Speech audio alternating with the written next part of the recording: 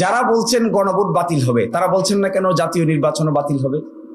যদি পুরোটাই বাতিল হতে হয়, তাহলে why not the national election? Why only the গণভোট? ওয়াই অনলি দি জুলাই সনদ বাস্তবায়ন আদেশ?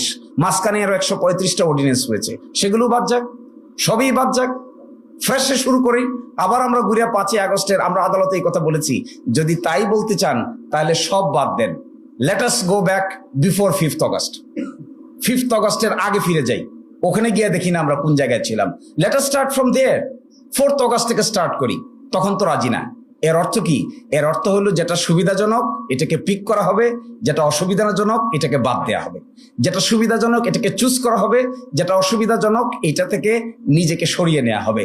This is serious arbitrary activity of particular group of people.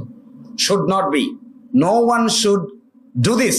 এবং এইভাবে একটা রেভলিউশনের পরে একটা চার্টারকে অপ্রাসঙ্গিক করে ফেলার যদি ইনিশিয়েটিভ নেওয়া হয়, তাহলে that would be again a political blunder, a legal blunder. Judiciary will be debated, এবং বিচার বিভাগের উপরে এই বন্দুক রেখে এই ধরনের কর্মকাণ্ড করা সঠিক নয় বলে আমরা মনে করি। গণভোটের প্রশ্নটাকে চ্যালেঞ্জ করেছেন, তো গণভোট তো হয়ে গেছে। প্রশ্নের উপর তো মানুষ মতামত দিয়ে দিয়েছে। প্রশ্নকে যখন হা না উত্তর দিয়ে দেওয়া হয়, তখন প্রশ্নকে চ্যালেঞ্জ করার মানে কি? অর্থাৎ এখন আর প্রশ্নকে চ্যালেঞ্জ করা হচ্ছে না, এখন চ্যালেঞ্জ করা হচ্ছে গণভোটের রেজাল্টকে। যদিও বলছেন গণভোটের প্রশ্নকে, কিন্তু প্রশ্ন তো প্রশ্নের জায়গায় নাই। প্রশ্ন ইতোমধ্যে ফলাফলের জায়গায় চলে এসেছে, অর্থাৎ ফলাফলকেই চ্যালেঞ্জ করেছেন।